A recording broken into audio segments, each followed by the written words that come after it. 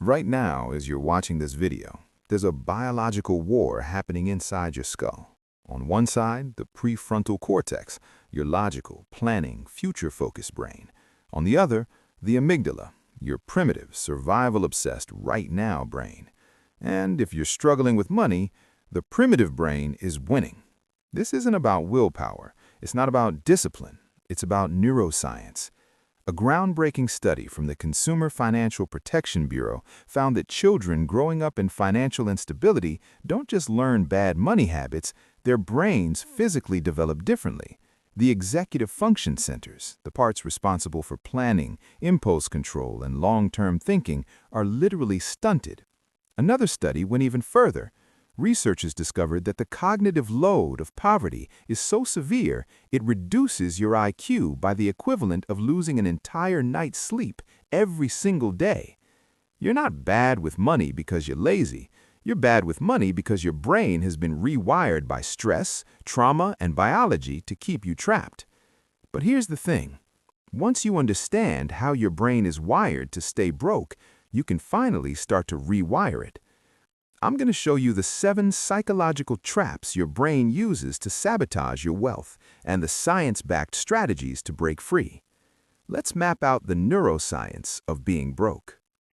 Let's start with the most brutal discovery in financial psychology. Poverty literally makes you dumber. I don't mean that as an insult. I mean it as a documented neurological fact. Researchers Sendhil Mullainathan and Eldar Shafir conducted a study where they gave people cognitive tests under 2 conditions. Condition A, no financial pressure. Condition B, asked to imagine a $3,000 emergency. The results were shocking. When people were thinking about money stress, even hypothetically, their IQ scores dropped by 13 to 14 points. That's the equivalent of losing a full night's sleep, or the difference between average intelligence and superior intelligence. Why does this happen? Your brain has limited bandwidth. Think of it like a computer with 8 gigabytes of RAM. When you're constantly running financial survival mode in the background, worrying about rent, calculating whether you can afford groceries, stressing about debt, you're using up 6 gigabytes of that RAM just to stay afloat. That leaves only 2 gigabytes for everything else. Planning, learning, creative problem-solving, long-term thinking. This is why people in poverty often make decisions that seem irrational from the outside, like taking out payday loans at 400% interest, not planning for emergencies, choosing immediate gratification over long-term gains. It's not stupidity, it's cognitive overload. The Consumer Financial Protection Bureau calls this the scarcity mindset. When your brain is in survival mode, it's designed to focus on immediate threats. Planning for retirement? That's a luxury your amygdala doesn't have bandwidth for when you're worried about making it to next week. The trap? The less money you have, the harder it is to make good money decisions. It's a cognitive poverty trap. The science-backed solution? Research shows that even small reductions in financial stress can restore cognitive function. Things like automating one bill payment removes decision fatigue, having a $500 emergency fund reduces background anxiety, creating a written budget externalizes the mental math. You're not freeing up money, you're freeing up mental bandwidth. Financial stress doesn't just slow your brain down, it can actually damage it. Welcome to financial PTSD, a term coined by therapists who work with people suffering from money-related trauma. Here's what happens. When you experience chronic financial stress, eviction, bankruptcy, growing up in poverty, your brain doesn't just remember it as a bad event. Your amygdala, your fear center of your brain, treats money-related triggers the same way combat veterans' brains treat loud noises. The biological process? Stress hormone flooding. Every time you check your bank account, cortisol floods your system. Hypervigilance, your brain is constantly scanning for financial threats. Fight or flight override, your prefrontal cortex, logic, gets hijacked by your amygdala, panic. Neuropathway reinforcement, each time this happens, the money equals danger pathway gets stronger. Dr. Galen Buckwalter, a neuropsychologist, explains, financial trauma causes the same brain changes as combat trauma. The hippocampus shrinks, the amygdala becomes hyperactive, the prefrontal cortex loses connectivity. And here's the truly devastating part. It's intergenerational. Studies on epigenetics show that trauma, including financial trauma, can be passed down through generations. Your grandmother's experience during the Great Depression, your parents' bankruptcy when you were 5, those experiences literally changed the expression of genes related to stress response. You inherited not just their money beliefs, but their money biology. Real-world examples? The bank account avoider, someone who refuses to check their balance because opening the app triggers a panic response. The self-sabotager, someone who unconsciously spends money when they start to save because wealth feels unsafe. The hyper-vigilant hoarder, someone who grew up in poverty and now can't spend money even when they have it because scarcity is their baseline. The trap? Your brain is treating money as a physical threat, making rational financial planning neurologically impossible. The science-backed solution? Financial therapists recommend trauma-informed financial planning. 1. Somatic awareness. Notice where you feel money stress in your body, chest tightness, stomach knots. 2. Grounding techniques. Before making financial decisions over $100, do a 5-minute body scan. Ask, is this decision coming from my logical brain or my stressed brain? Studies show this simple pause increases future-focused choices by 60%. 3. Exposure therapy. Gradually expose yourself to money triggers, like checking balances, in safe, controlled environments. 4. Rewriting narratives. Work with a therapist to separate past trauma from present reality. One study found that participants who combined financial education with mindfulness therapy had 40% better financial outcomes than those who only received education. You're not fixing bad habits, you're healing a traumatized brain. In the 1960s, psychologist Walter Mischel conducted a famous experiment called the marshmallow test. He put children in a room with a marshmallow and told them, if you wait 15 minutes without eating it, you'll get 2 marshmallows. Some kids waited, some couldn't. Years later, the researchers followed up. The kids who waited had better SAT scores, higher incomes, and better financial stability. For decades, this was used as proof that self-control determined success. But modern research has completely flipped that conclusion. The new finding, the ability to delay gratification, isn't about character, it's about trust in the future. Children who grew up in stable environments, where parents kept promises, where food was always available, where the future was predictable, learned that waiting pays off.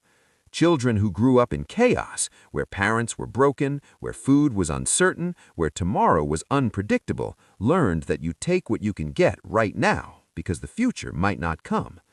The Consumer Financial Protection Bureau study found that children who experienced financial instability before age 10 showed 30% lower executive function, planning, impulse control, delayed development of the prefrontal cortex, and heightened stress responses to money-related decisions. This isn't bad parenting, this is adaptive biology. If you grew up not knowing if there would be dinner tomorrow, your brain learned, survive now, worry about later, never. That's not a moral failing, that's evolutionary programming. The trap? Your childhood environment literally shaped the neural pathways that control your financial decisions today. The science-backed solution? Neuroscience shows that the brain remains plastic, capable of change throughout life. Techniques to rebuild executive function? Future self-visualization. Studies show that people who visualize their future self as a real person, not an abstract concept, save 30% more. Exercise? Age progress a photo of yourself to 65. Keep it on your phone. When tempted to spend, look at them and ask, am I stealing from this person? Implementation intentions. Instead of I want to save money, vague, use every Friday I will transfer $50 to savings before I check social media. Specific trigger and action. This bypasses the need for in-the-moment willpower. Environmental redesign. Remove spending triggers, delete shopping apps, unsubscribe from marketing emails. Make the default choice the healthy choice. One study found that automating savings increased participation rates by 300%, not because people suddenly had more discipline, but because they removed the need for discipline entirely. You're not building willpower, you're building systems that work with your biology, not against it. Even people who escape poverty often stay broke because of two primitive emotions, fear and greed. Behavioral economists have discovered that when it comes to investing, your brain makes predictable, systematic errors. The biology of bad decisions. 1. Loss aversion. Studies show that losing $100 feels twice as painful as gaining $100 feels good. This is why people hold on to losing stocks, refusing to realize the loss, sell winning stocks too early, fear of losing gains, keep money in savings accounts at 0.5% instead of investing at 8%, fear of market loss. 2. Yeah. So, your brain's mirror neurons make you unconsciously copy what others do. During market bubbles, everyone's getting rich. I'm missing out. FOMO kicks in. During market crashes, everyone's selling. I need to get out. Panic overrides logic. The result?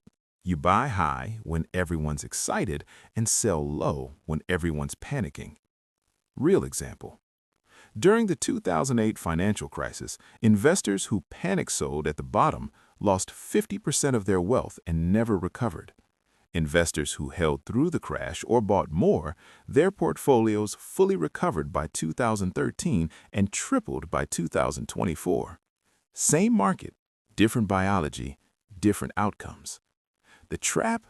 Your amygdala and nucleus accumbens are making your investment decisions, not your prefrontal cortex logic. The science-backed solution? Emotional circuit breakers. Never make investment decisions during high emotion states. The rule, if you feel the urge to buy or sell, wait 72 hours and revisit. Pre-commitment strategies. Dollar cost averaging. Invest the same amount monthly regardless of market conditions. It removes emotion. Target date funds. Automatically rebalance based on age, not feeling. Accountability partners. Studies show that investors who discuss decisions with a neutral third party make 40% better long-term returns. One fascinating study found that dead investors outperform living investors because they can't panic sell. You're not fighting greed and fear. You're building systems that make those emotions irrelevant. Here's the good news. Neuroplasticity is real. Your brain can change. The neural pathways that keep you broke, they can be rewired. But it doesn't happen through willpower or motivation. It happens through consistent, science-backed interventions. The integration protocol. Step 1. Awareness without judgment. Track your financial decisions for 30 days without trying to change them. Note what triggers spending, what emotions precede it. This activates the observer brain, the prefrontal cortex, instead of the reactive brain, the amygdala. Step 2. Somatic regulation. Before any financial decision over $100, do a 5-minute body scan.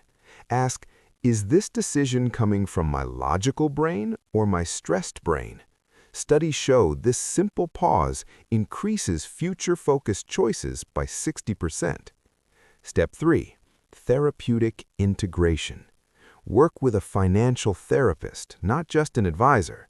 Combine cognitive behavioral therapy with financial planning. One study found 2x better outcomes when therapy plus education are paired. Step 4. Environmental engineering. Automate good decisions, savings, investments, bill payments. Increase friction on bad decisions, freeze credit cards and ICE, delete shopping apps. Make the default choice the healthy choice. Step 5. Community and accountability. Join a money support group like Debtors Anonymous or Financial Peace University.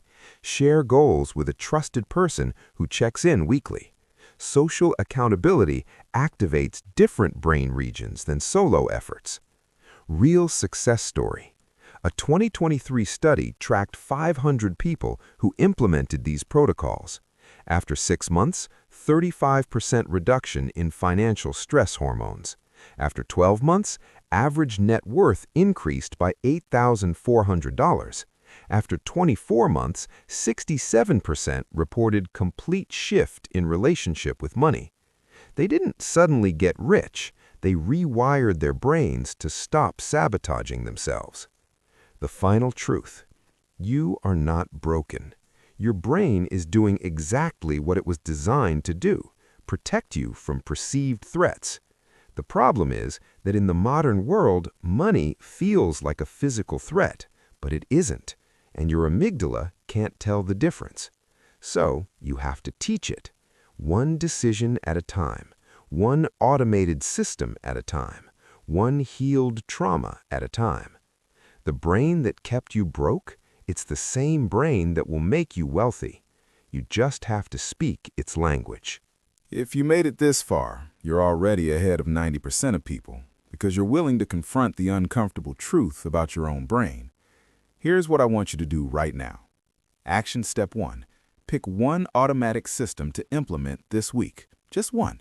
Auto-transfer $20 to savings, delete one shopping app, or schedule one financial therapy session. Action step 2. Screenshot this video and share it with one person you know who's struggling with money. You might save them a decade of suffering. Action step 3. Drop a comment below telling me which of the 7 traps you relate to the most.